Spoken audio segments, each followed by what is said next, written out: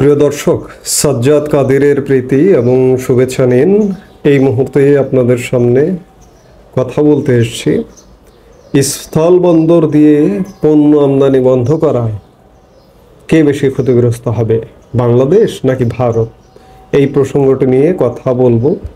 আমরা গতকালকেও এমন বিষয় নিয়ে আলাপ করেছি যে ভারত তাদের দেশে বাংলাদেশ থেকে পণ্য আমদানির নিষেধাজ্ঞা দিয়েছে স্থল বন্দর দিয়ে।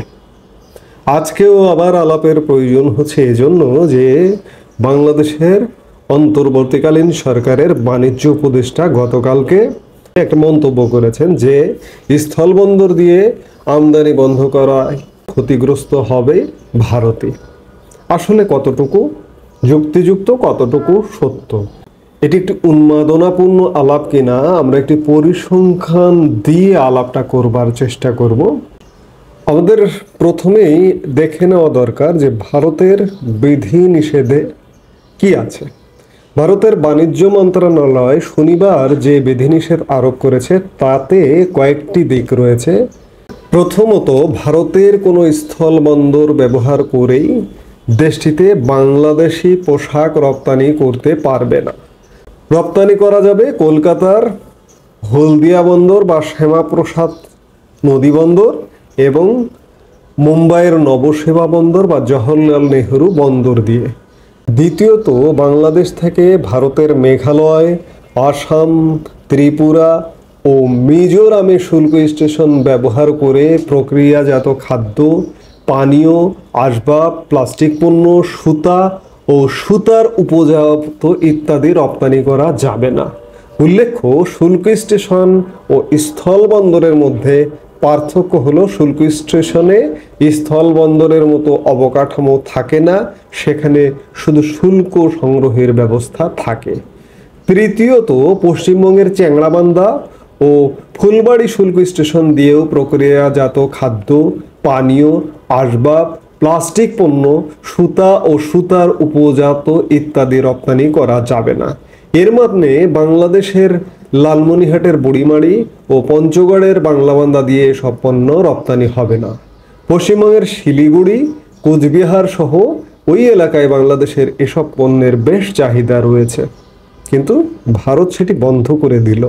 চতুর্থত, ভারত বাংলাদেশের মাছ, তরলীকৃত পেট্রোলিয়াম গ্যাস, ভোজ্য তেল ও ভাঙা পাথর আমদানিতে বিধিনিষেধ আরোপ করেনি।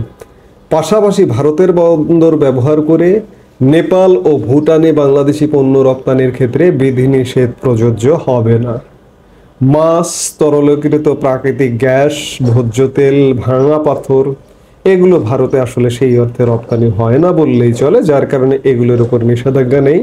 আর আমরা ভারতের ভূখণ্ড ব্যবহার করে নেপাল এবং ভুটানে পণ্য রপ্তানি করি, সেক্ষেত্রে বিধিনিষেধ নেই, আমরা যথারীতি রপ্তানি করতে পারবো। ভারতের এই বিধিনিষেধ গত শনিবারে আদেশ জারি করার পর থেকেই কার্যকর হয়েছে এবং এরই মধ্যে বাংলাদেশি পণ্য ভারত বাংলাদেশের স্থলবন্দর থেকে ফেরত আসার ঘটনাও ঘটেছে। রোববার বাংলাদেশের সবচেয়ে বড় রপ্তানিকারক বলতে গেলে বলা যায় যে প্রাণ আরএফএল গ্রুপের 17টি ট্রাক খাদ্যপণ্য বুড়িমারি দিয়ে ভারতের পশ্চিমবঙ্গে শিলিগুড়ি যাবার কথা ছিল। ভারতের বিধিনিষেধের কারণে পণ্যগুলো আটকে যায়। আমরা একটু এবার দেখতে চাই যে ভারতে বাংলাদেশের বাজারটা কত বড় এবং এই বাজারটা বিস্তার লাভ করে কোথায় যাওয়া সম্ভব ছিল, বহুদূর যাওয়া সম্ভব ছিল। এখন যে বাজারটি আছে সেটি থেকেও কয়েক গুণ বাড়িয়ে ফেলানো সম্ভব ছিল। বাংলাদেশ রপ্তানি উন্নয়ন ব্যুরো ইপিবির তথ্য মতে ভারতে 2023-24 অর্থ বছরে বাংলাদেশ মোট 157 কোটি ডলারের পণ্য রপ্তানি করেছে বা $1.57 বিলিয়ন পণ্য রপ্তানি করেছে। বাংলাদেশের মোট রপ্তানি আয়ের 3.75% আসে ভারত থেকে। অন্যদিকে ভারত থেকে বাংলাদেশ 900 কোটি ডলারের পণ্য আমদানি করে একই অর্থ বছরে। এর বড় অংশ শিল্পের কাঁচামাল ও মধ্যবর্তী পণ্য। ভারতীয় ভোগ্য পণ্যের বড় বাজার বাংলাদেশ। ভারতের শিল্প ও বাণিজ্য মন্ত্রণালয়ের তথ্য বলছে 2023-24 অর্থ বছরে দেশটির শীর্ষ 10 রপ্তানি গন্তব্যের 8 নম্বর ছিল বাংলাদেশ। মোট রপ্তানি আয়ের 2.55% এসেছে বাংলাদেশ থেকে। বাংলাদেশি পণ্যের শীর্ষ 10টি রপ্তানি গন্তব্যের মধ্যে ভারত একটি। এর অবস্থান বছর ভেদে 8-এর আশপাশে থাকে। বাংলাদেশ সবচেয়ে বেশি রপ্তানি করে যুক্তরাষ্ট্রে, এরপরে রয়েছে জার্মানি, যুক্তরাজ্য, স্পেন ও ফ্রান্স। এশিয়ার দেশ জাপান অথবা চীন বাংলাদেশের রপ্তানি গন্তব্যের শীর্ষ তালিকায় নেই। রাশিয়াতেও রপ্তানি অনেক কম। চীনে বাংলাদেশ 2023-24 অর্থ বছরে রপ্তানি করে মাত্র $72 কোটি পণ্য। ভারতে রপ্তানি করেছে এর প্রায় 2.5 গুণ পণ্য। বাংলাদেশের রপ্তানি খাত যুক্তরাষ্ট্র ও ইউরোপের দেশগুলো নির্ভর। পরিসংখ্যান যেটিই বলুক না কেন, বাংলাদেশ পরিসংখ্যান বলছে যে বাংলাদেশ হচ্ছে ভারতের 10-এর মধ্যে রপ্তানি গন্তব্য। মাত্র $9 বিলিয়ন $10 বিলিয়ন রপ্তানি করে 10-এর মধ্যে আছে। আবার বাংলাদেশের রপ্তানি গন্তব্যের সারা এশিয়ায় বাংলাদেশ আসলে সেই অর্থে পণ্য রপ্তানি করে খুবই কম, খুবই সীমিত। নেপাল, ভুটান, ভারত মিলিয়ে সামান্য কিছু রপ্তানি করে এবং এর মধ্যে ভারতে কিন্তু শীর্ষ। বাংলাদেশের সীমিত রপ্তানি গন্তব্য, এই রপ্তানি সীমিত গন্তব্যের মধ্যে, এবং বাংলাদেশ রপ্তানিও করে কম এবং বাংলাদেশের পণ্য রপ্তানি বৈচিত্র্যও নেই। প্রধানত বাংলাদেশ গার্মেন্ট পণ্য রপ্তানি করে এবং কিছু কৃষিজাত পণ্য, পাটজাত পণ্য, চামড়াজাত পণ্য, কিছু খাদ্য পণ্য রপ্তানি করে এবং এগুলো বেশিরভাগই কিন্তু ভারতে রপ্তানি করে। আজকে 2023-24 অর্থ বছরের পরিসংখ্যান যেটি বলছে $1.57 বিলিয়ন রপ্তানি হয়েছে। কিন্তু এটিকেই ভারতের সাথে সুসম্পর্কের মাধ্যমে ভারতের বিশাল বাজার, আমি আগেও বলেছি আবারও বলছি পরিসংখ্যানগুলো, যে পৃথিবীর প্রায় 18% মানুষ ভারতে বসবাস করে। প্রায় 144 কোটি মানুষের বসবাস ভারত।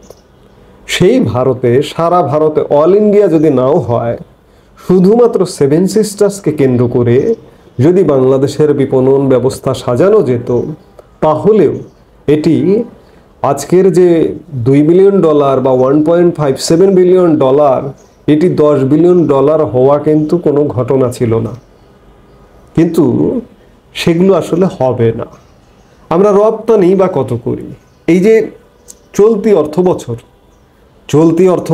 এই অর্থ বছরটা শেষ হতে যাচ্ছে, আর 1 মাস পরেই অর্থ বছরটা শেষ হবে। এই অর্থ বছরে বাংলাদেশের রপ্তানির লক্ষ্যমাত্রাই হচ্ছে মাত্র $57.5 বিলিয়ন। লক্ষ্যমাত্রা অর্জিত হবে কত হবে? $50 বিলিয়ন।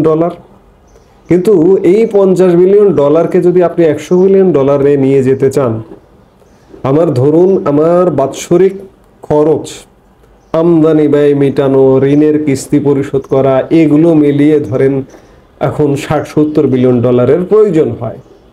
কিন্তু আমার তো বাড়তি আয় করতে হবে।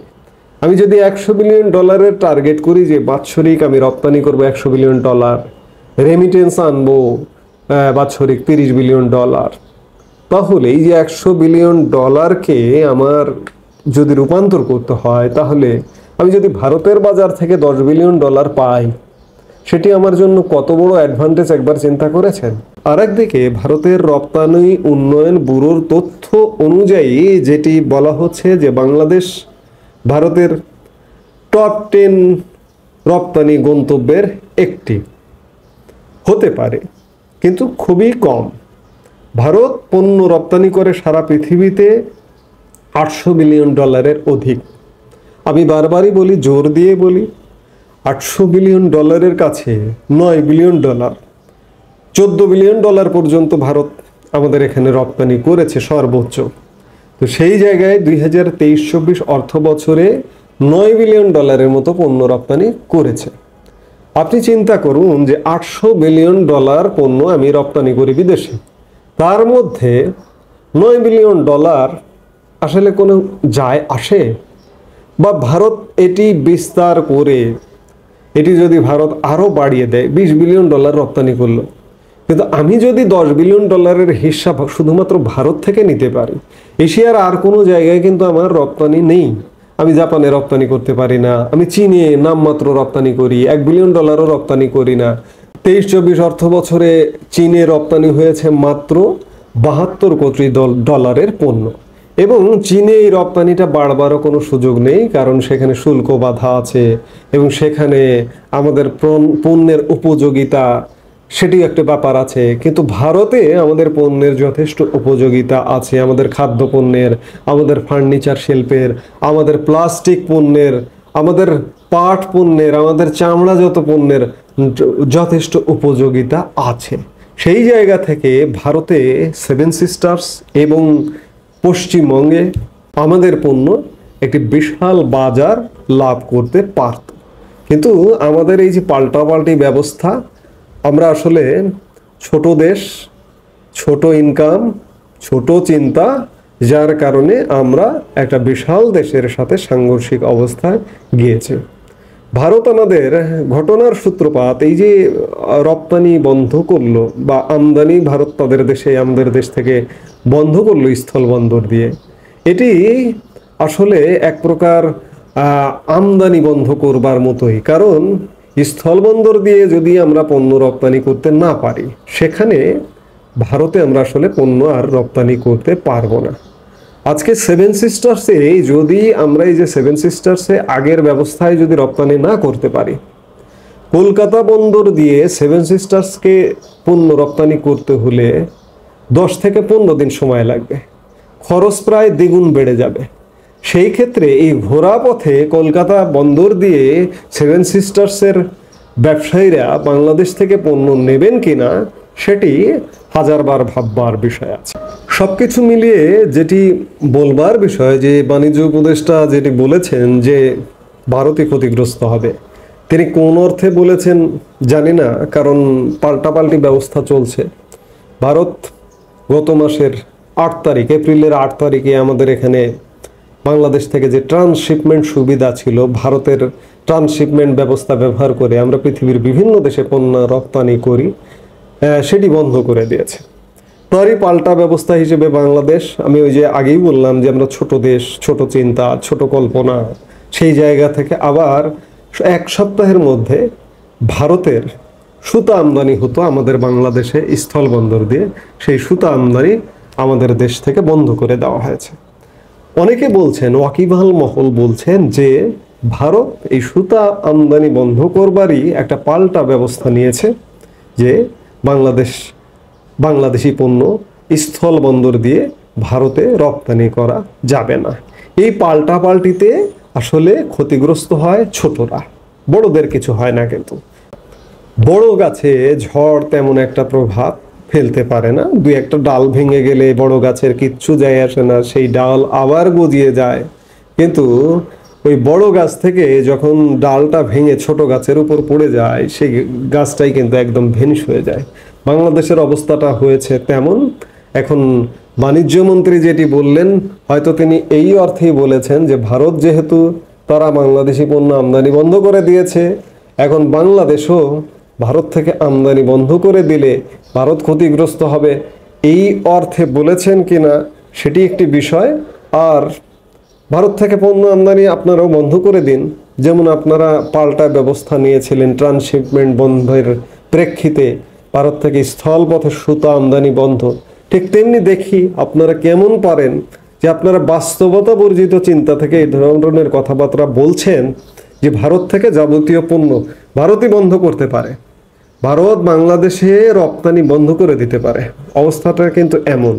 ইতিমধ্যে পাকিস্তানের ক্ষেত্রে এমন ঘটনা কিন্তু ঘটেছে, পাকিস্তান থেকে যাবতীয় পণ্য রপ্তানি বন্ধ। বাংলাদেশের উপরেও যদি এই চাপ প্রয়োগ করে, এই খড়গ আরোপ করে, তাহলে কি ঘটবে সেটি একটা ভয়ঙ্কর বিপদের কারণ হতে পারে। এবং আমি এটি আরও জোর দিয়ে বলতে চাই যে ভারত ট্রান্সশিপমেন্ট বন্ধের ফলে স্থলপথে সুতা আমদানি বন্ধ করলেন আপনারা, বাণিজ্য মন্ত্রণালয়। এবার ভারত থেকে যাবতীয় পণ্য আমদানি বন্ধ করে দিয়ে দেখুন তো যে কেমন পারেন, ছোট মুখে বড় কথাটা কেমন সাজে। কাজেই বাণিজ্য উপদেষ্টা যেটি বলেছেন যে ভারতে ক্ষতিগ্রস্ত হবে, আসলে বাস্তবতা হচ্ছে ভারত ক্ষতিগ্রস্ত হবে না, ক্ষতিগ্রস্ত হবে বাংলাদেশ। এই মুহূর্তে এ পর্যন্তই। সবাই ভালো থাকুন, সুস্থ থাকুন। আমাদের ভিডিওগুলো নিয়মিত পেতে সাবস্ক্রাইব করুন Sajjad Kadir and the legends YouTube channel এবং লাইক, কমেন্ট, শেয়ার করে সাথে থাকুন।